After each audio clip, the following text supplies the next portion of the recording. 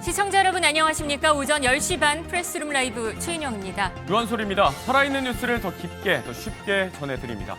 먼저 오늘의 뉴스 네컷입니다.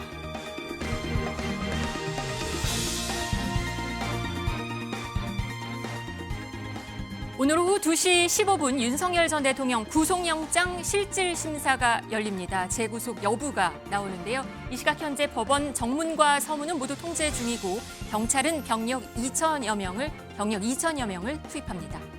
김건희 특검은 어제 윤상현 국민의힘 의원실을 압수수색했습니다. 윤 전 대통령 부부 공천 개입 사건 수사도 본격화되고 있습니다.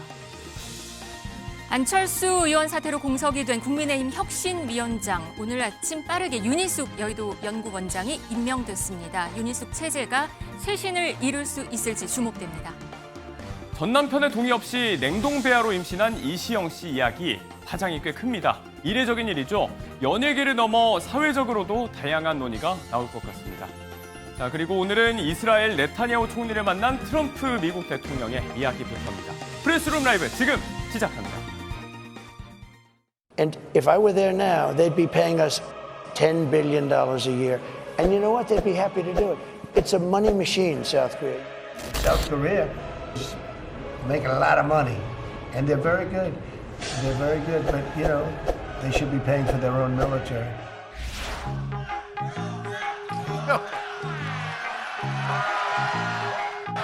That's very nice, thank you.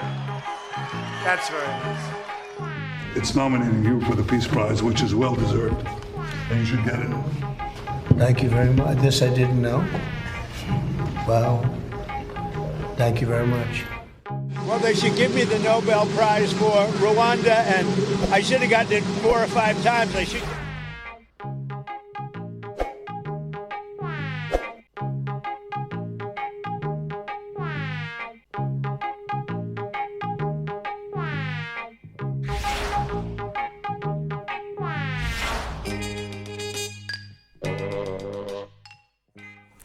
네, 오늘 프레스룸 라이브 밤사이 새로 들어온 소식부터 전해드리겠습니다. 김상일 전 민주당 부대변인 김광삼 변호사 함께하십니다. 안녕하세요. 어서 오십시오.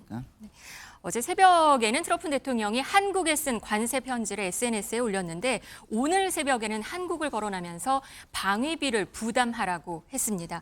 미국에 너무 적게 지불한다면서 방위비를 내라 이렇게 말을 했거든요. 미국 백악관에서 요즘은 뭐 사우스코리아 얘기가 자꾸 나오는 것 같습니다. 네.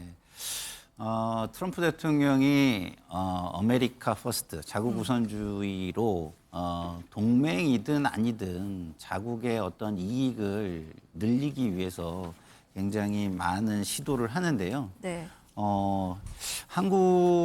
우리나라 입장에서 이것을 상대하기가 쉽지 않은 이유는 트럼프 대통령이 너무 자기중심적이라는 거예요. 그러니까 뭔가 이렇게 일관된 기준이나 논리나 이런 것들이 있으면 그런 거를 가져다가 설득을 할 수가 있는데 그런 게 잘 통하는 성격은 아닌 것 같습니다. 그래서 네. 기본적으로 트럼프 대통령이 개인적으로 무엇에 관심이 있는지 이런 부분을 굉장히 포커싱을 해야만 트럼프를 상대할 수 있다는 생각이 점점 들고 있어요. 네. 다시 말해서 알래스카 쪽의 파이프라인이라든가 이런 부분에는 계속 강조를 하잖아요. 네. 그래서 그런 부분을 우리가 어떻게 활용할 수 있을지 그리고 이거는 뭐 방송에서 할 얘기는 아닌 것 같지만 자기 주변이나 가족의 비즈니스 같은 거는 무엇이 있고 그런 부분은 또 어떤 공약을 위해서 활용할 수 있을지 이런 걸 좀 잘 연구해야 될 것 같다는 생각이 그것까지 듭니다. 연구를 해야 네, 된다. 네.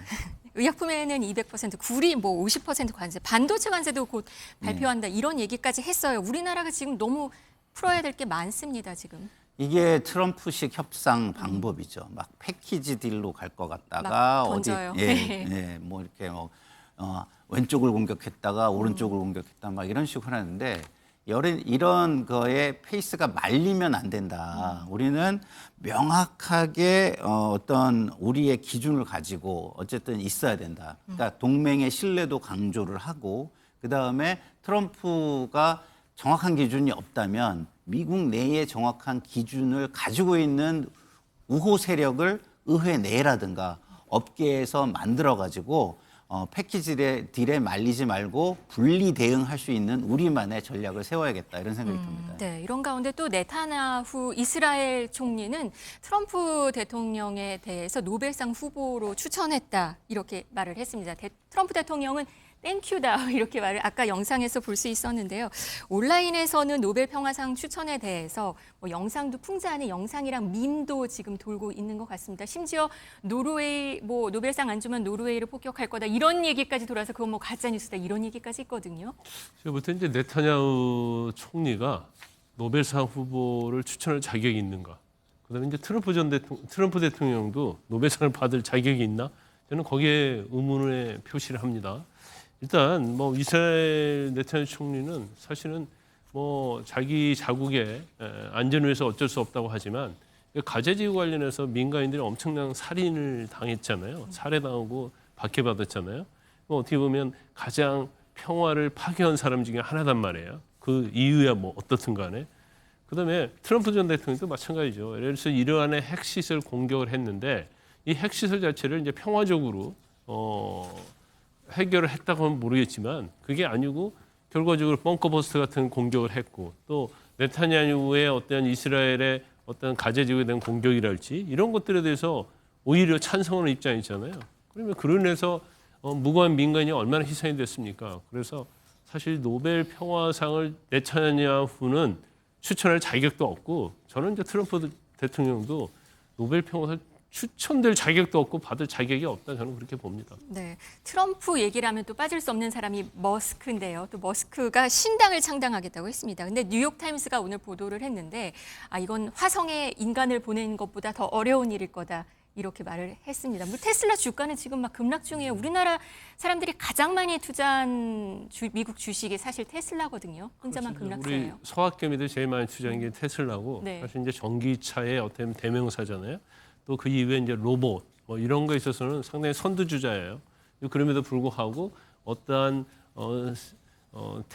머스크의 어떤 돌출 행동 그리고 이제까지는 뭐 전에는 트럼프 대통령이 취임한 다음에 굉장히 밀월 관계였잖아요. 그때 또 테슬라 주가 상당히 올랐습니다. 근데 그 이후에 이제 서로 결별을 하면서 공격을 하고 또 창단을 하겠다 보니까 이 기업 자체가 사실은 정치에 의해서 좌우되면 안 되거든요. 네. 더군다나 이제 트럼프는 워낙 스트롱맨이잖아요. 그래서 사실 이제 법 이런 걸 뛰어넘는 자신의 힘 자랑을 하는 게 바로 트럼프다. 그래서 트럼프가 과연 테슬라에 대해서 이런 행위를 하는 테슬라, 일론 머스크에 대해서 가만히 있겠느냐. 결과적으로 테슬라는 악재가 될 수밖에 없는 거고. 이제 거기에 또 더군다나 주식은 심리거든요. 그렇기 때문에 또 트럼프 자체가 또 전기차 보조금, 전기차에 대해서 굉장히 부정적인 생각을 가지고 있거든요.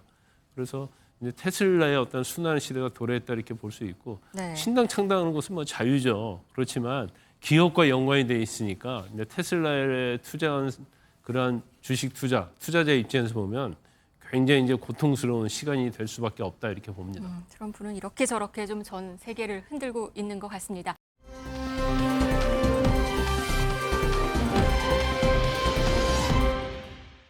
한국으로 와보도록 하겠습니다. 윤석열 전 대통령의 재구속 여부가 이르면 오늘 결정이 됩니다. 오늘 2시 15분에는 구속영장 실질 심사가 열리는데요. 지금 서울중앙지법 그 법원 주변 얘기를 취재기자들한테 네네. 물어보니까 정문도 통제가 되고 서문도 통제가 되고 막 차벽이 둘러싸고 이런 분위기라고 해요. 우리가 지난 불법 계엄 이후에 헌법재판소의 탄핵심판 과정을 우리가 복기해 보면 진짜 사회적 갈등이 극에 달았고요.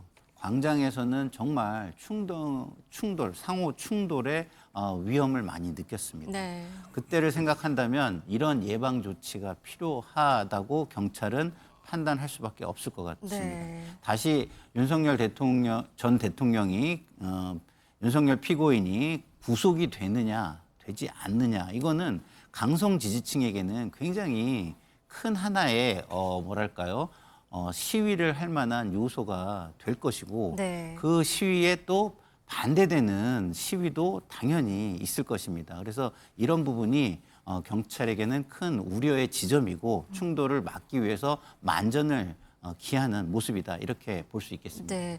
윤 전 대통령은 지금 출석이 예정이 되어 있는데요. 직접 변론을 할 것인가 여기에 또 관심입니다. 어떨까요? 윤 전 대통령의 스타일은 직접 변론을 할 것이다 이렇게 봐요. 네. 지난 영장 심사 때도 본인이 직접 40분이나 얘기했다는 거 네. 아닙니까? 그러면 1월에 말씀하시는 예, 거죠? 예, 네. 지난 영장 심사 때. 그리고 이번 영장 심사도 마찬가지다. 지금 탄핵 때도 본인이 뭐 직접 변론하려다가 제지도 당하고 그랬단 말이에요. 네. 그래서 더군다나 다시 재구속될 수도 있는 그런 어떤 절대절명의 위기이기 때문에 아마 본인이 뭐 앞장서서 변론을 할 것이다. 더군다나 이 범죄 혐의 자체가요. 윤 전 대통령이 직접 개입을 했느냐 하지 않았느냐에 대한 것이거든요. 그럼 이제 그 당시 상황을 이제 자신이 제일 잘 알고 있다고 생각하기 때문에 그 부분에 대해서 자신은 직접 지시한 바가 없다, 개입한 적이 없다 이런 취지의 뭐 셀프 변론을 할 걸로 보입니다. 영장 실질 심사 후에는 지금 서울구치소로 가서 대기를 한다고 합니다. 근데 또 서울구치소가 뭐 에어컨이 안 나와서 이 무더위에 뭐 이런 여러 얘기가 또 있어요. 구치소에 에어컨은 안 나오는 구치소 거죠? 에어컨 없죠. 네. 주로 선풍기에 의존을 하는데 특히 이제 이렇게 더우면 상당히 지내기가 그냥 고통스럽다 이렇게 볼 수밖에 없어요. 그래서 구치소나 이제 교도소는 제일 힘든 계절이 여름입니다. 여름.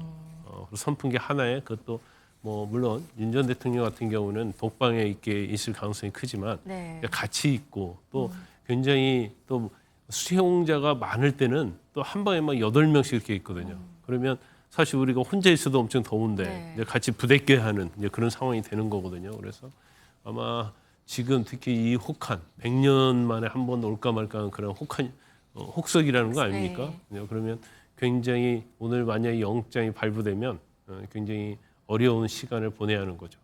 결과는 지금 언제쯤 나올 걸로 예상을 하세요? 지금 오늘 빠르면 오늘 밤, 아니면 내일 새벽, 뭐 아니면 오늘 빨리 나오기도 하잖아요. 오늘 저녁에 나오기는 어려울 거예요. 그러니까 2시 15분에 시작이 되는데 이제 특검에서도 PPT 자료 다 준비 프레젠테이션 하려고 할 네. 거고요. 또 윤 전 대통령 측에서도 상당히 변론을 오랫동안 할 겁니다. 그러면 적어도 4-5시간 정도 이상 걸린다고 하면 적어도 7, 8시 넘어야지 심사가 끝날 것이고요. 그 다음에 이제 그걸 또 기록을 봐야 할 거 아니에요. 그러면 오늘 밤 나오기에는 쉽지 않다. 그래서 내일 뭐 1시 이후에 또 새벽에 그때 영장 발부 여부가 결정이 될 것이다 이렇게 봅니다. 기록을 또 확인하는 그런 시간도 있는 건가요? 그러면 그렇죠. 당연히 뭐 심리 끝나고 나면 변호인들이? 판사가 기록이 뭐 굉장히 방대할 거예요. 네. 그러면 판사가 확인하는 양쪽 시간이? 의견 듣고 네네. 그다음에 이제 기록을 전체적으로 봐서 첫 번째는 과연 범죄 혐의가 인정되느냐. 우리가 영장 단계는 소명이 되느냐 이렇게 얘기하거든요. 소명이 된다, 안 된다. 이제 소명이 안 된다고 하면 당연히 영장 기각하는 거죠. 네. 혐의가 인정이 안 되니까. 근데 혐의는 인정이 된다고 하면 그다음에 이제 증거인멸이랄지 여러 가지 이제 상황을 따져서 영장 발부 여부를 결정할 겁니다. 네, 이 특검과 윤 전 대통령 측은 오늘 이 구속영장 신문에서 치열한 공방을 벌일 것으로 예상이 되고 있는 상황입니다. 특히 이 증거인멸 우려에 대한 얘기가 지금 나오고 있어요. 사건 관련자들 진술이 윤 전 대통령 변호인단 뭐 만나면서 좀 말이 바뀌었다 이런 얘기도 지금 들리거든요. 그렇죠. 그러니까 그 조사를 받을 때 그 윤석열 대통령과 함께 쓰는 변호사가 참석할 때 하고 그리고 그 변호사가 없을 때의 진술이 다르다는 겁니다. 네. 그런 이야기가 전해지고 있는데 이런 것들은 어쨌든 윤석열 대통령의 영향력이 미치는 것 아닌가. 그것이 뭐 직접적인 어떤 지시나 이런 것에 의한 것인지 그렇지 않은 것인지 그거는 확인을 해봐야 되겠지만 어쨌든 윤석열 전 대통령이 가지고 있는 어쨌든 영향력이라는 것이 계속 이렇게 어떤 방식으로든 다른 사람에게 미친다면 증거인멸의 우려는 당연히 있는 것이다 이렇게 좀 보여지고요. 네. 그리고 지금 내란 혐의와 관련해서 뭐 다른 그 뭐랄까요 동조범, 공범들은 다 지금 구속이 돼 있거든요. 근데 주범이라고 할 수 있는 윤석열 피고인은 지금 구속이 안 돼 있는 것이 또 법의 형평성에 어긋난다는 지적도 있습니다. 이런 부분도 법원은 유심히 살펴볼 것으로 보입니다. 네, 이런 가운데 여인영 전 국군 방첩사령관은 어제 군사법원에서 11.3 비상계엄 당시에 항명하지 않은 것을 후회한다면서 향후 재판에서의 증인 신문을 포기하기도 했습니다. 변호사님, 이건 어떻게 봐야 될까요? 증인 신문 포기라는 의미는요. 일단 여인영 전 방첩사령관이 이제 재판의 과정에서 자신에게 불리하게 얘기했던 자기의 범죄 혐의가 인정되는 데 있어서 굉장히 영향력 있는 그런 증인들에 대해서 이제 부동의를 하거든요. 부동의하면 이제 검찰 측에서 군 검찰 측에서 증인을 신청을 합니다. 그러면 군 검찰 측에서 혐의에 대해서 그 증인에 대해서 신문을 하죠. 네. 그러면 일단 본인이 무죄를 다투잖아요. 그러면 본인이 반대 신문을 해야 하는데 이제 반대 신문을 하지 않겠다는 것은 그 사람의 진술을 다 인정하겠다는 거와 똑같아요. 그러면 아마 전체적으로 비상계엄과 관련해서 기소된 내란죄에 대해서는 나는 인정을 하겠다. 이제 그런 취지로 볼 수가 있다고 봐요. 그래서 아마 이제 본인 입장에는 그런 것 같아요. 이제 전체적으로 인정을 하고 나는 국군 통수권자인 윤 전 대통령의 지시에 사실 그 당시에 어떻게 보면 이제 군복을 벗고 나는 할 수 없다. 그렇게 거부해야 하는데 거부하기에는 굉장히 어려운 상황이었다. 한편으로 좀 이해가 가죠. 대통령이 국군 통수권자로서 명령을 하는데 군복을 벗든지 아니면 따르든지 해야 하잖아요. 근데 군복을 벗을 그 당시에 용기를 내지 못한 거에 대해서 후회한다. 이제 그런 취지로 지금 법정에서는 진술을 하고 있는 걸로 보입니다. 네, 이게 오늘 그 특검 구속영장 실질 심사 여기에도 좀 영향이 있을까요? 이런 상황들이? 이건 그다지 영향이 없어요. 일단은 다른- 내란죄로 구속이 됐다가 네. 구속 취소됐잖아요. 윤 전 대통령에 대해서. 그래서 재구속을 하는데 오늘 내용은 다른 범죄 거군요. 혐의에 대해서 그걸 가지고 이제 판단을 하죠. 근데 아까 말씀드린 것처럼 뭐 지금 내란은 우두머리잖아요. 그런 중요 임무 종사자들이 다시 다 내란 특검에서 추가 기소하고 다 재구속됐거든요. 네. 근데 이제 이런 건 있죠. 그러면 밑에 있는 중요 임무 종사들, 이제 수하들은 다 구속돼 있는데 윤 전 대통령 우두머리인데 왜 구속이 안 되냐.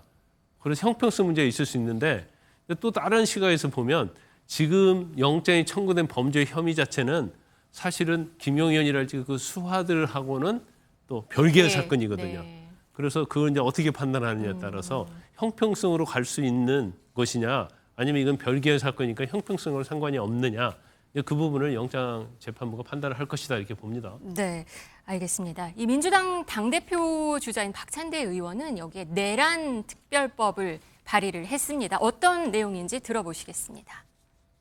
완전한 내란 종식을 위해 내란 특별법을 발의합니다. 그러나 윤석열의 12.3 내란은 처벌로 끝나서는 안 됩니다.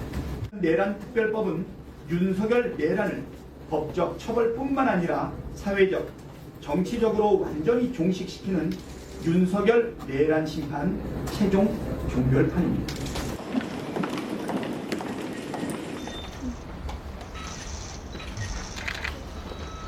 내란을 옹호하고 있는 정당과 관련한 조치를 추가했는데요. 유죄가 확정되는 경우 해당 정당의 국고보조금을 제한하는 내용의 법안을 담았습니다. 민주당에서 내란 특별법을 발의해서 관련 정당에 대한 국고보조금을 한도록 하겠다 이렇게 얘기를 하는데요.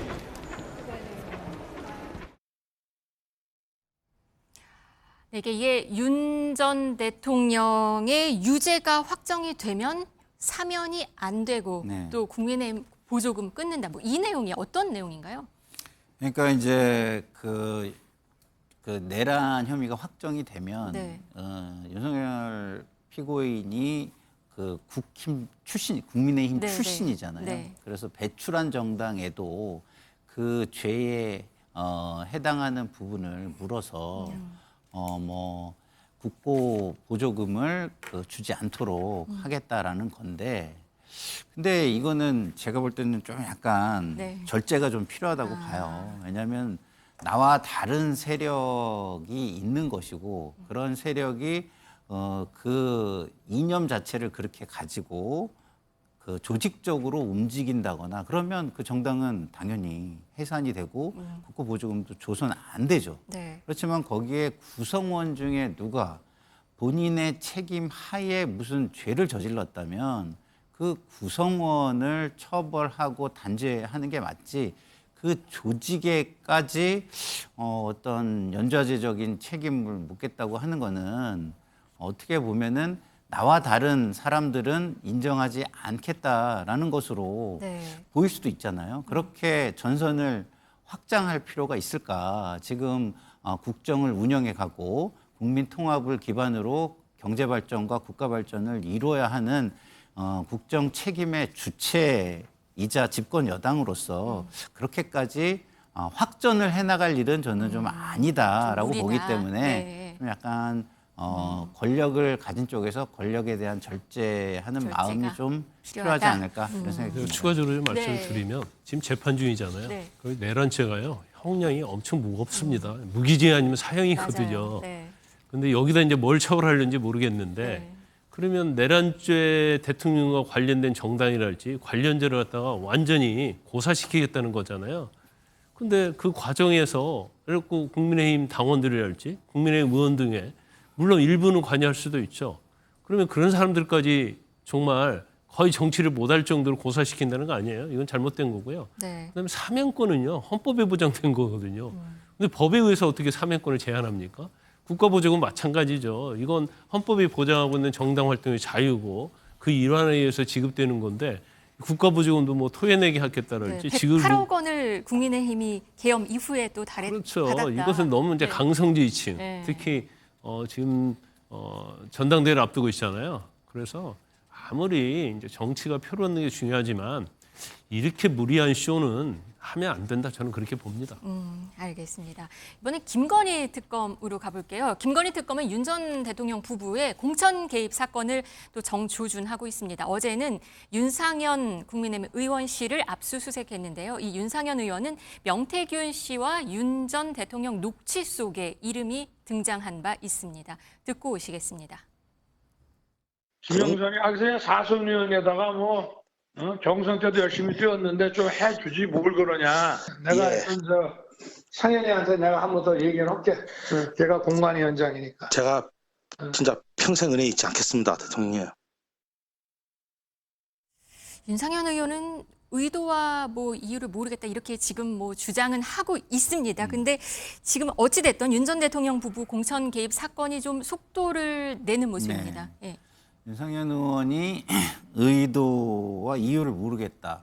이렇게 얘기한 의도와 이유를 제가 잘 모르겠습니다. 이거는 기본적으로 수사에 의해서 많은 정황들이 나오고 증거가 나오니까 그런 것들을 확인하려고 범죄 사실과 어느 정도의 관계가 있고 어느 정도 증거가 되는지를 확인하고 보강하기 위해서 하는 거 아니겠습니까? 그런데 그거를 이유와 의도를 모르겠다고 얘기를 하면 본인이 이것을 뭐 부인하기 위해서 그러는 건지 아니면은 뭐 동정론을 뭐 이렇게 끌어내려고 그러는 건지 의도와 이유를 제가 잘 모르겠다는 생각이 들고요.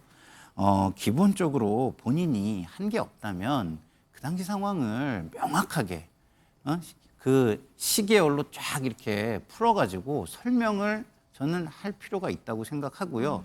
그럴 만한 뭐 용기와 그런 게 없다면 그냥 그 수사를 잘 받으시고 방어를 잘 하시는데 치중하시는 게 좋겠다 이런 생각이 듭니다. 국민의힘에서는 윤상현 의원 압수수색에 대해서 정치 보복이라고 크게 반발을 하고 있습니다. 그 목소리 듣고 오시겠습니다.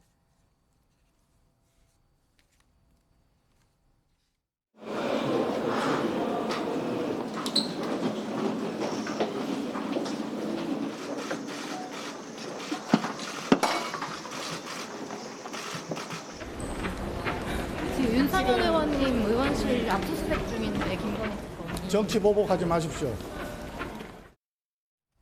국민의힘은 지금 정치 보복이라고 합니다. 그리고 민주당에서는 사실 윤상현 의원 체포동의안이 국회를 넘어오면 또 뭐 즉시 통과시키겠다 이런 말까지 하기도 했는데요. 국민의힘 분위기는 지금 어떻게 보십니까? 제가 볼 때는 뭐 정치 보복까지 얘기할 사안은 아닌 것 같아요. 일단 윤상현 의원이 사실 지금 김건희 여사 공천 개입 과정에서 계속 얘기가 나오고 더구나 윤 전 대통령과 명태균과 통화 내에 보면 윤상현 얘기가 나오잖아요. 네. 그러면 이 수사 과정에서 그 당시 공천과 관련해서 공천관리위원장이었던 사람이 윤상현 의원이잖아요. 그럼 윤상현 의원은 당연히 조사받을 수밖에 없고 또 윤상현 의원은 사실 비상계엄 이후에 하는 행동들을 보면 이해가지 않는 측면이 굉장히 많이 있어요. 그래서 그때도 보면 정도의 도를 굉장히 많이 넘었다 이렇게 보고 또 그런 이미지가 남아있기 때문에 현재 어떤 국민의힘의 이미지 이런 거에 엄청난 타격을 입혔다고 보거든요. 그래서 범죄 행위가 될지 안 될지는 모르겠어요. 일단 수사를 해봐야 하니까. 네. 그렇지만 그 당시에 공천관리위원장이었잖아요. 근데 의혹이 공천 개입 의혹이니까 당연히 뭐 전화 통화 내역에서 이름이 나오기 때문에 당연히 저건 이제 수사를 받아야 한다 이렇게 봅니다. 국민의힘 내부에서는 지금 이렇게 벌어지는 일에 특검에 대비를 해야 된다. 이 얘기도 좀 나오고 있습니다.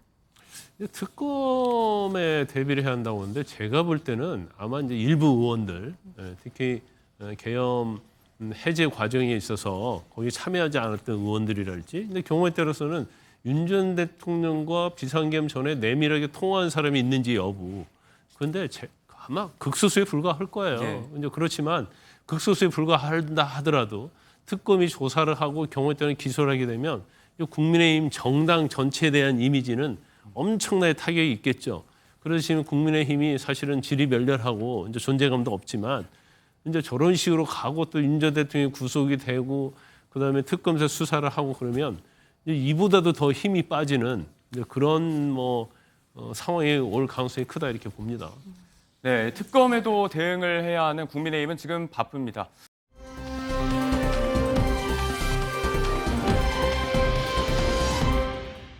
안철수 의원의 혁신위원장 사퇴로 공석이 된 혁신위원장 자리 뒷수습에 여념이 없는 국민의힘인데요. 송원석 비대위원장은 어제 빠르게 혁신위원장 자리에 새로 인물을 찾겠다고 얘기를 했죠. 하루 만에 일단 지켜졌습니다. 윤희숙 여의도 연구원장이 새롭게 임명됐습니다. 목소리 한번 들어보시죠. 비대위 의결사항을 말씀드리겠습니다. 윤희숙 여의도 연구원장을 혁신위원장으로 모시기로 하였습니다.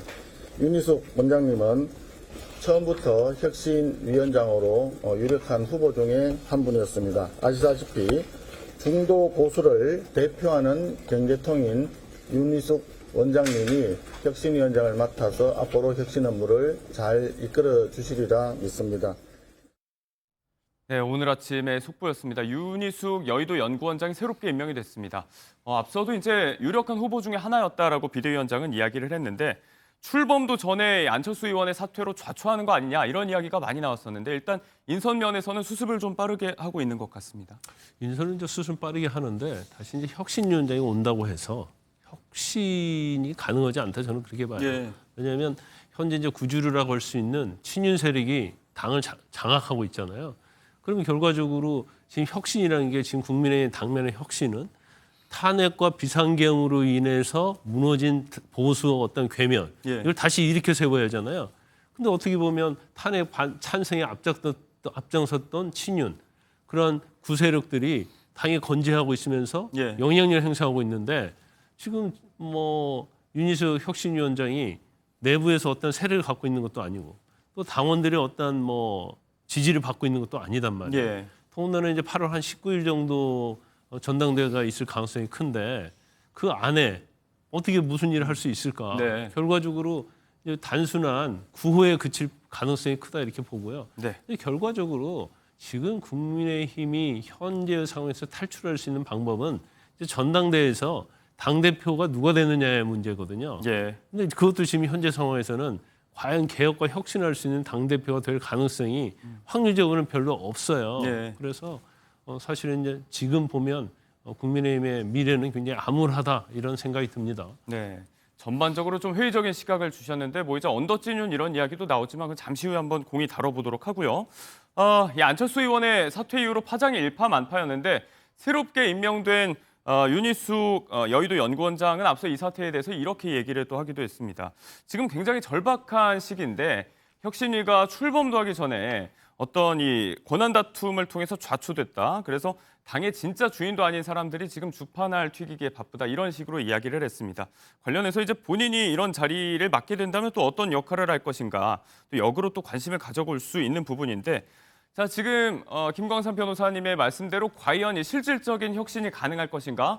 이 모든 사태의 출발점이죠. 안철수 의원이 오늘 아침 한 라디오 방송에 나와서 이렇게 이야기했습니다. 저는 잘은 모르겠습니다만 뭐 어떤 분이 됐든 지금 기간이 굉장히 짧으니까 네. 정말 그 효율적이고 빠른 속도로 뭐 혁신을 할 수 있는 그런 분이 왔으면 좋겠다는 그런 바람을 가지고 있습니다. 제가 가장 큰 우려 사항이기도 합니다. 비대위가 자기에게도 주지 않은 전권을 주기 힘들 거라는 이야기가 뒤에 덧붙여졌었고 그 때문에 제2의 안철수가 또 반복되지 않을까라는 질문에 그게 가장 우려된다라고 이야기를 했습니다. 결론은 이제 또 누가 혁신위원장 자리에 오르더라도 비대위와의 권한 조정 문제가 해결이 안 되기 때문에 같은 일이 반복될 것이다. 이 차원의 우려예요. 그러니까 비대위와의 권한 이거는 뭐 사실은 뭐 형식적인 얘기고요. 예. 결국은 혁신을 통해서 설득해야 될 대상은 국민이잖아요. 그러니까 그 국민 입장에서 바라는 바를 보여줘야 되는 거예요. 근데 그 바라는 바를 보여주는 것을 혁신위한테 하라고 해놓고 본인들은 그 대상이 되기를 싫어하는 거죠. 예. 가장 뼈를 깎고 살을 도려내는 고통을 겪으면서 변화를 보여주려면 가장 좋은 게 인적 쇄신인 겁니다. 우리가 이렇게 변했다라는 것은 이렇게 당을 운영하고 이렇게 당의 기득권을 유지했던 사람들이 네. 이 선으로 물러나고 새로운 사람들이 들어와서 새로운 정치를 선보이겠다라는 의지를 보여줘야 되는 겁니다. 근데 그것이 안 되는 상황에서 이것이 지금 혁신위가 됐든 지도부가 됐든 권한 다툼이 무슨 의미가 있겠습니까? 권한이라는 것은 혁신위보다 사실은 비대위가 더 많이 가지고 있는 것이고요. 혁신위를 꾸린다는 것은 혁신의 의지를 보여주겠다는 네. 건데 그렇다고 한다면은 그 의지를 비대위 자체가 할 수도 있는 거예요. 기간이 되게 짧기 때문에 굳이 혁신의 의지가 있다면 혁신이 안 꾸려도 됩니다. 네. 근데 지금 혁신위를 꾸리는 것은 혁신을 하기 위한 것이 아니라 그냥 이런 상황을 무마하기 위한 하나의 꼼수라고 뿐이 볼 수 없는 상황이기 때문에 예. 그런 논의 자체가 저는 무의미한 논의다 이런 생각이 듭니다. 지금 말씀하신 이제 인적 쇄신이 가장 중요하다는 부분이 바로 안철수 의원이 공이 제기했던 최대의 선결 과제였습니다. 실명을 직접 거론하진 않았지만 구 원내 지도부 두 사람을 겨냥한 얘기다라고 많이들 해석을 했었는데 자, 이 두 사람만의 문제가 아닐 수도 있을 것 같습니다.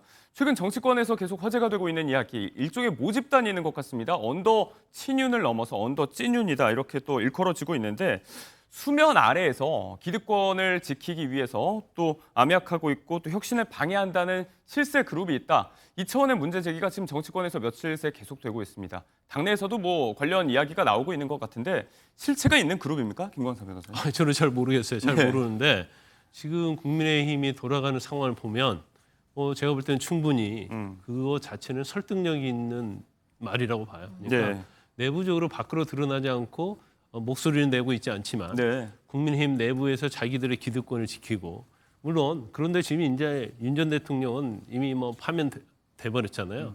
이제 그건 개의치 않으면서 예. 뭔가 만약에 개혁 혁신을 하게 되면 이제 자기들이 대상이 될 수 있다는 거죠.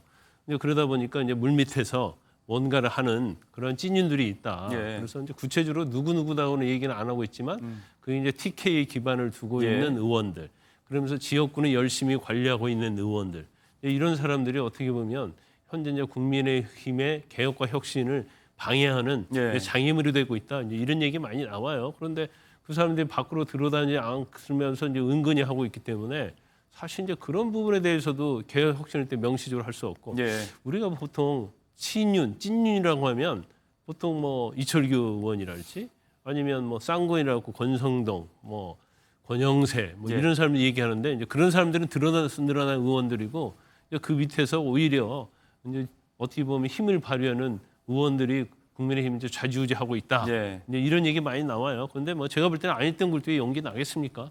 뭔가가 있다. 저는 네. 그렇게 봅니다.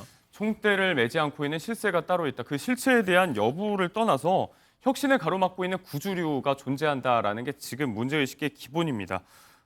조경태 육선 의원이 지금 이제 전당대회 출마를 공식화한 상황인데 본인이 당대표가 된다면 윤 대통령 체포 저지에 가담했던 당시 한남동 관저에 모였던 최소 45명의 의원들도 지금 탈당이라든지 배제 대상이 돼야 된다. 그러니까 지금 말씀하시는 건 결국 핵심은 인적 청산이에요. 네, 맞습니다.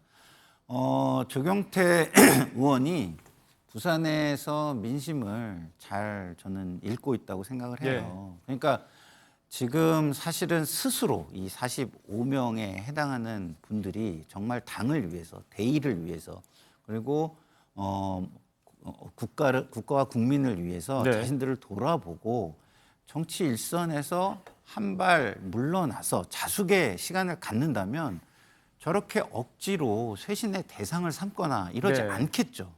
그렇지만 그럴 마음이 없다는 것. 그러면 그런 마음이 없으면 그분들이 기득권을 내려놓을 것이냐? 내려놓지 않겠죠. 그럼 내려놓지 않으면 결국은 계속해서 그 이미지를 가지고 그 이미지에 또 벗어나지 못하는 정치를 해나가고 그럼 국민들에게는 그분들의 목소리는 전혀 들리지 않을 겁니다. 다시 말해서 무시되는 야당, 그 야당의 자격조차도 인정받지 못하는 야당이 될 것이기 때문에 당연히 뭐 당대표가 돼서 하고자 하는 게 뭡니까? 당을 선거에 이기는 정당으로 만드는 거 아니에요? 그러면 그런 이미지를 벗어내는 것이 가장 중요한 것이죠. 그래서 민심을 잘 듣고 그 목표를 가장 잘 세운 것이다라는 생각이 드는데 인적쇄신은요 쉽지는 않죠. 그래서 저것이 너무 갈등으로만 치더라도 문제가 될 것이라는 생각은 드는데 현명한 어떤 방법을 강구하고 계신지 궁금합니다. 이런 평행선이 꽤나 좀 오래 그려지고 있습니다. 갈 길 바쁜 국민의힘 이야기.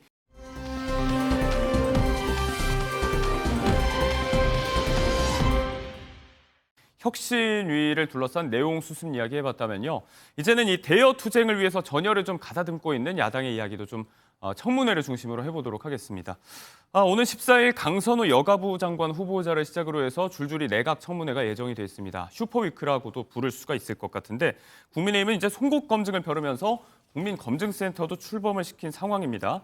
사실상 이 여론전 말고는 이 여당의 인준 강행 레이스를 좀 막을 방법이 없는 상황이라고 알려져 있는데 야당은 그래도 최소 한 명 이상은 좀 낙마시키겠다 이렇게 각오를 좀 다지고 있어요. 근데 그거 자체는 이제 이재명 대통령의 의지에 달려 있겠죠. 워낙 뭐 슈퍼 갑이라고 할 수 있죠. 민주당이 워낙 의석 많이 가지고 있고 결정이 내려져요. 대통령에 대해서도 사실은 국민의 지지도 여론이 굉장히 높아요.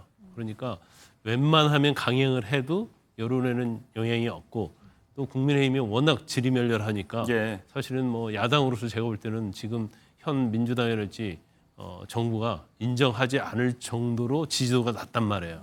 그러다 보니까 지금 사실은 장관 임명하는데 뭐 완전 포괄적으로 그냥 그냥 지명해버리잖아요. 사실 이제 분산되는 거예요, 전투력이. 그리고 국회의원들이 또 뭐 한 8명. 그러니까 사실은 국민의힘에서는 뭐 국민검증단 만든다고 하지만 사실은 선택과 집중하기 굉장히 어려운 상황이다 이렇게 봐요. 그래서 지금 뭐 가장 문제가 되고 있는 것이 권오을 이제 보훈부 장관, 그다음에 이진수 교육부 장관 후보자 아닙니까? 그래서 제가 볼 때는 지금 아직까지는 나온 것 중에는 이 두 후보자가 타깃이 될 가능성이 크다. 그리고 여러 가지 이제 문제점이 많다고 보는데 우리 정치가 어느 때부터인지 정과가 웬만큼 있어도 문제가 되지 않고 도덕과 청렴성도 사실은 장관 임명의 기준에서 없어져 버리지 않았나 그런 생각이 들어요. 그래서 이 정도 도덕과 청렴성에 문제가 있고 이 정도 정과가 있으면 아예 장관으로서 지명이 안 돼야 하는데 법조시 지명이 되고 뭐 윤 전 대통령도 마찬가지입니다만은 법조시 지명이 되고 아무리 문제를 제기해도 임명하는 것이 관행이 돼버린 이런 우리의 어떤 정치의 흐름이 씁쓸합니다.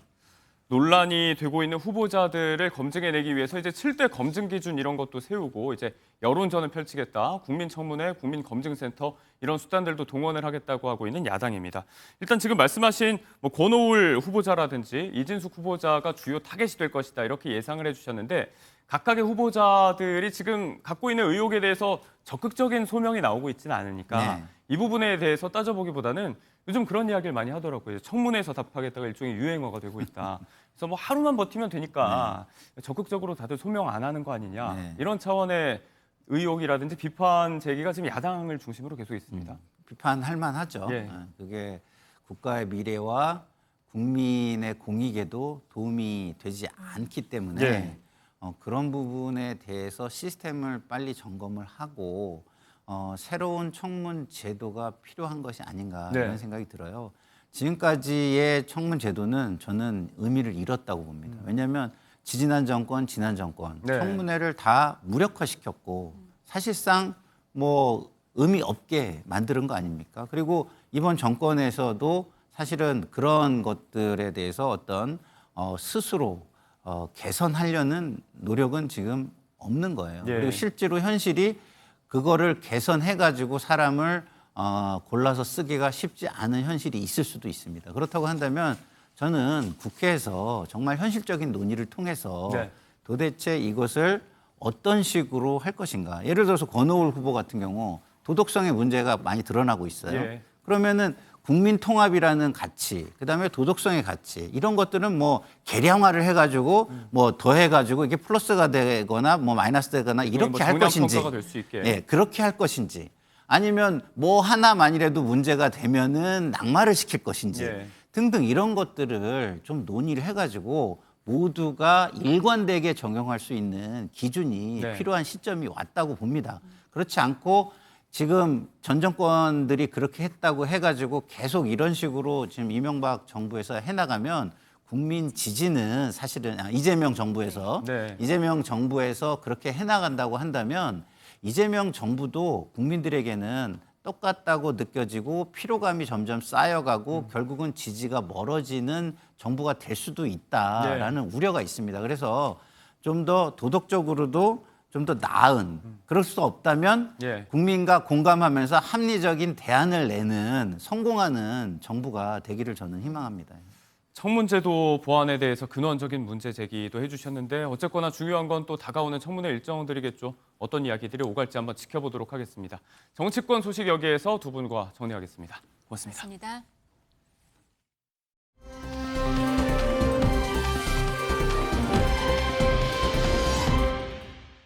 예전에는 촬영이 끝나면 이제 집으로 퇴근한다는 생각을 했는데 지금은 집으로 다시 출근한다라는 생각으로 네, 하고 있고요. 뭐 물론 달라진 점도 있지만 지금 주는 행복이 더 커가지고 되게 재밌게 하고 있어요.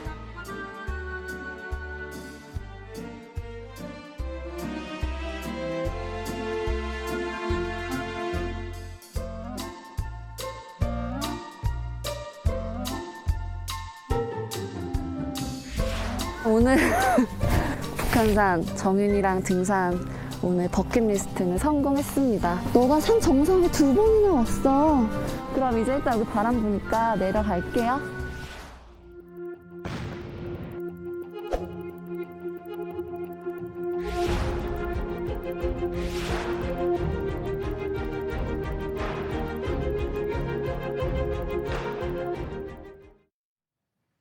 네, 어제 이 소식으로 많이들 놀라셨을 텐데 뭐 단순히 연예계 소식으로만 볼 얘기는 아닌 것 같습니다. 공론화가 충분히 되지 못했던 부분에 대한 사회적 함의까지 있는 얘기라서 이 얘기 한번 짚어보면서 시작을 해보겠습니다.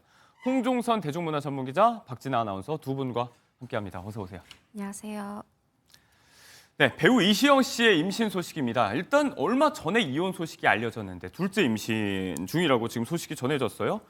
뉴스를 아직 못 보신 분들을 위해서 어떤 얘기였는지 정리를 좀 부탁드리겠습니다. 그러니까요. 2017년 결혼해서 이듬해 등남하고 아니 지난 3월에 이혼했다고 하는데 그냥 둘째 아이 임신 이렇게 제목만 보신 분들은 3월에 이혼했는데 벌써 이렇게 또 누군가를 만나서 임신했나 오해하실 수도 있는 상황인데 그게 아니라 사실은 이제 지난 3월 이혼하기는 했는데 5년 전에 이제 결혼 생활 중에 이 둘째는 우리 그러면 이 냉동해서 이 배아 양육으로 한번 가져볼까? 이런 논의를 남편이랑 하고 이 배아를 냉동을 시켜뒀다고 해요. 근데 그렇게 살다가 뭐 누구나 또 맞이할 수 있는 상황이죠. 이 관계가 멀어졌고 이혼을 준비하고 있었는데 그렇게 이혼이 마무리될 즈음에 이 이제 냉동 배아에 그 보관 연도가 5년이라고 그래요. 네. 그 5년이 끝나간다 하는 이런 소식을 들은 겁니다. 이것에 대해서 이시영 씨는 이제 결심을 한 게 이제 이혼하고 보면 사실 아이랑 둘이 사는 상황이잖아요. 그렇죠. 그런데 셋이면 좋았다고 생각한 걸까요?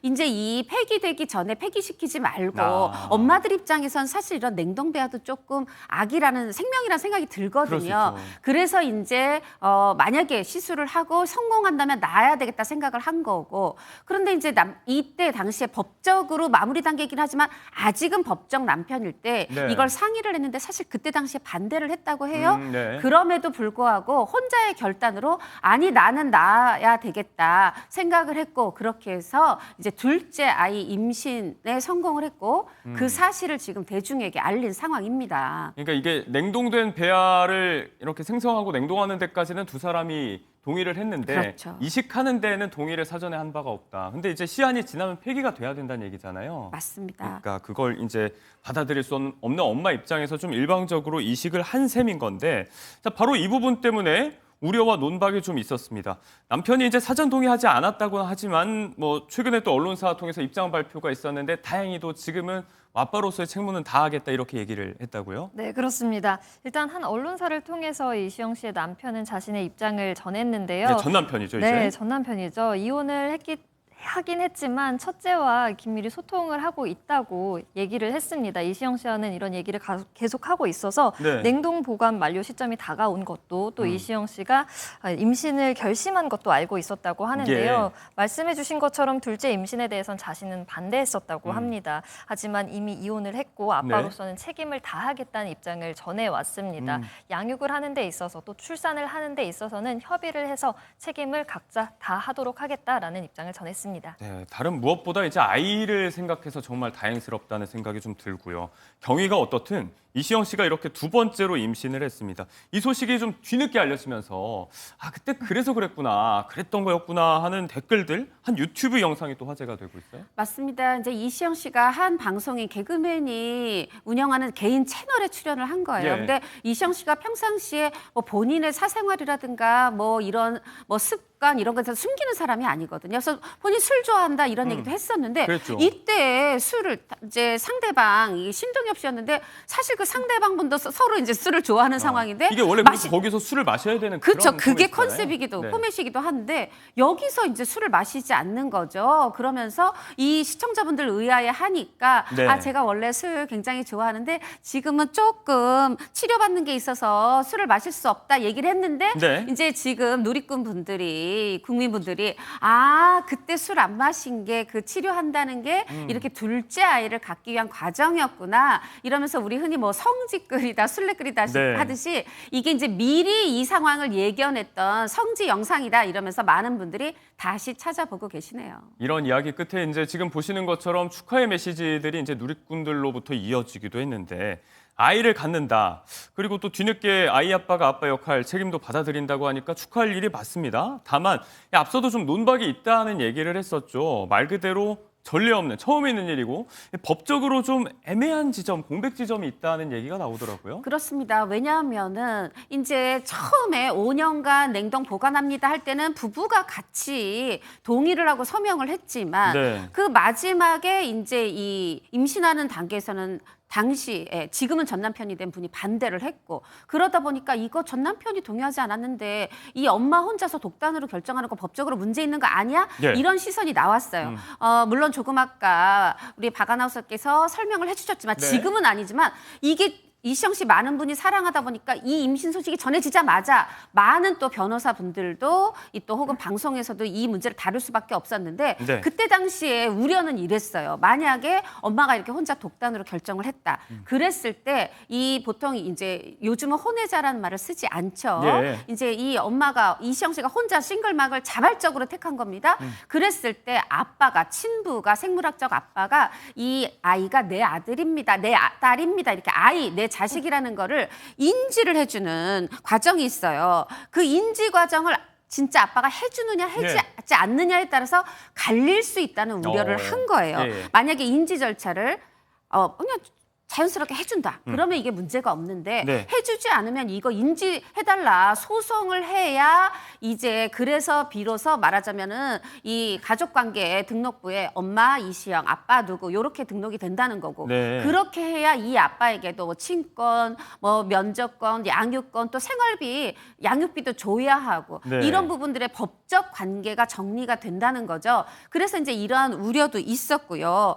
또 이제 아까 말씀하셨던 것처럼 과연 이 5년 전에 했던 서명이 법적으로 효력이 있느냐 이런 여러 가지 우려들이 있었는데 네네네. 이 이제 아이 아빠가 아닙니다. 저는 이혼했지만 아이에 대해서 네네. 모든 지원을 할 것입니다. 약속을 했기 때문에 이제 많은 분들이 걱정했던 분들이 아이고 다행이다 마음을 쓸어내리실 것 같아요. 이 건에 관해서는 정리가 됐는데 시험관 시술 전반에 관한 이야기 동의는 이제 5년 전에 받았던 거. 다만 이제 생성된 배아를 또 이식하는 건 다른 문제니까 이런 데에 대한 제도적 근거가 좀 마련돼야 된다라는 얘기도 있고요. 향후 또 여러 가지 다양한 논의의 출발점이 될 수도 있을 것 같습니다. 자, 이렇게 이시영 씨의 임신 소식이 전해졌습니다. 덩달아서 재소환되는 분이 있습니다. 얼마 전 같은데 벌써 작년의 일이에요. 작년 11월에 또 배우 정우성 씨 아이를 임신하고 또 출산 소식까지 전했던 문가비 씨 얘기인데 자, 이것도 또 잊으신 분들이 계실 수 있으니까 박진아 아나운서가 정리를 좀 해주시죠. 네, 지난해 11월 자신의 SNS에 출산 소식을 알려서 모두를 깜짝 놀라게 했던 네. 문가비 씨인데요. 문가비 씨는 지난해 3월에 아이를 낳았다며 아들 출산 소식을 알리면서 오랜만에 근황을 올려서 모두를 그렇죠. 놀라게 했습니다. 정말 놀라웠던 점은 미혼이었기 때문인데요. 과연 아이의 아빠가 누구일까 궁금해했는데 네. 배우 정우성 씨였죠. 과거 정우성 씨와 만난 적이 있고 네. 생명이 찾아왔지만 결혼을 하지 않은 상태에서 엄마가 되기로 결심을 했던 겁니다. 예. 정우성 씨는 양육을 하는 데 있어서 책임을 다하겠다라는 입장이었지만 결혼 계획은 없다고 밝혔습니다. 현재까지도 두 사람은 네. 결혼을 하고 있진 않은 상태입니다. 한때 만남을 가졌고 그 결과로서 탄생한 아이에 대해서 서로 엄마 아빠의 의무는 다하겠지만 서로 결혼 계획은 없다. 문가비 씨도 따로 요구하지 않았다고 얘기했고 이런 부분들이 사실 우리가 갖고 있는 어떤 보편적인 결혼관 이런 상식과 조금은 다른 부분들이 있어서 당시에 파장이 좀 컸어요. 맞습니다. 뭐 사유리 씨도 있었고 결국은 자발적으로 싱글맘이 되고자 하는 예. 이 부분에 대해서 여성의 선택권을 존중해야 된다 이런 의견도 있고 아니다. 태어날 아이는 아빠 엄마가 있는 가정 환경을 원할 수도 있다. 이거는 엄마 혼자 택할 일이 아니다. 우리가 네. 앞으로 계속 논의해 가야 할 그런 문제인데요. 이제 중요한 것은 이거는 조금 네. 확산이 되고 있다고 보는 게 뭐냐면 네.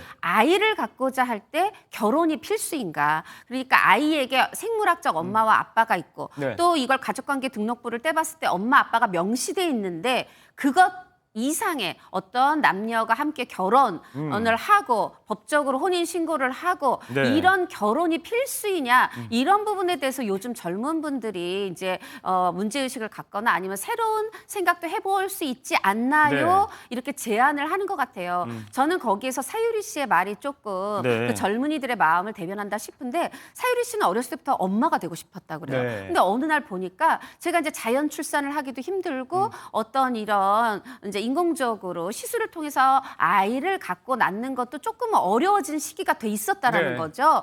그런데 그렇다고 해서 빨리 엄마 되겠다고 사랑하지 않는 아무 남자나 찾아서 결혼하는 게 맞는가 싶었다. 그래서 정자은행을 통해서 정자 기증 받아서 내 난자와 합해서 이제 자신이 엄마가 된 거여서 젠을 출산했죠. 이제 이런 선택 부분이 이제 그때는 일본인 어떤 방송인 사유리 씨에서 네. 출발했지만 저는 최근에 주변에 젊은 후배들에게서도 결혼과 어떤 출산 육아를 조금은 분리해서 생각하는 네. 이런 고민들을 하는 후배들을 많이 봅니다.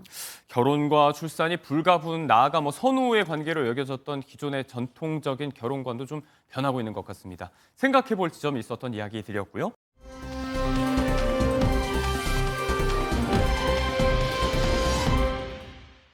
결혼 이야기 했으니까 관련해서 최근에 가장 뜨거운 결혼식 이야기, 결혼을 앞두고 있는 두 사람의 얘기입니다. 예비 신랑을 공개한 신지 씨의 얘기가 뜨겁습니다. 일단 논란이 됐던 영상 하나 보고 오겠습니다. 멤버들한테는 진지하게 먼저 하고 싶은 얘기가 좀 있어가지고. 진지하게?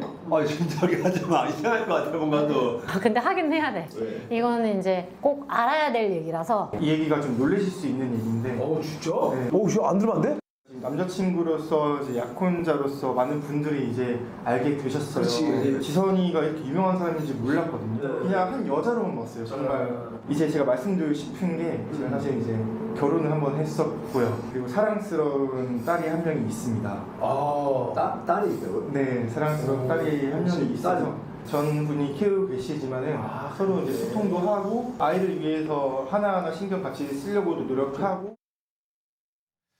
이 영상부터였을까요? 이제 예비 신랑인 이 문원 씨를 둘러싼 여러 가지 의혹들이 좀 일파만파 커지고 있는 모양새였어요. 그러니까 처음에는 저 영상을 보고 아니 그래도 선배한테 그리고 그렇죠. 이제 친구 상견례를 갔는데 김정민 씨한테 왜 나이살 얘기하냐 아니 이날 뭐 트레이닝복을 입고 오려고 했다고 이런 식으로 발언이나 행동 언행을 문제 삼는 분위기였는데 네. 그 다음에 영상이 이게 지난 2일에 공개가 됐는데 그 뒤에 아니다 학창 시절이나 군복무 시절에 뭐 폭행이 있었다 부동산 중개업 했는데 부동산 자격증, 공인중개사 자격증 없다더라. 뭐 네. 지금 이혼을 했는데 그냥 한 게 아니라 뭐 좀 이혼 서류 좀 확인해봐라. 여러 가지 팬들과 신지 씨의 결혼을 우려하는 분들의 제보가 있었어요. 예. 그랬는데 이제 결국은 이게 지금 3단계로 왔습니다. 3단계에서는 소속사가 네. 확인을 해보니 예. 부동산 공인중개사 자격증 없는 건 맞는데 중개보조인 등록은 했다더라. 중개보조원. 그리고 네. 학폭이라든가 뭐 군복무 시절 폭행 이런 거 없었다더라. 지인들이 이렇게 증언한다. 그리고 어떤 전부인과의 결혼 문제도 혼전 임신을 한 뒤에 네. 결혼한 건 맞지만 뭐 협의 이혼을 했기 때문에 무리 없이 서로 협의해서 합의해서 이혼했다더라 하고 심지어는 이제 전부인이 두 사람의 결혼 응원해요 이런 얘기하고 있다. 네. 이런 식으로 하면서 이제 소속사가 이제 어떤 이 상황을 좀 마무리하고 덧붙여서 이렇게 근거 없는 얘기하시면 법적 대응합니다. 네. 여기까지 지금 상황이 와 있습니다. 조목조목 반박도 이뤄졌고 이제 앞서 보신 영상 제목이 상견례에서 이제 코요태의 멤버들이 워낙에 가족 같은 존재들이기 때문에 일종의 상견례 형식의 영상이 하나 나왔는데 뭐 실제 상견례를 마쳤다 이런 얘기도 돌았지만 이거 이제 가짜 뉴스로 밝혀졌고요.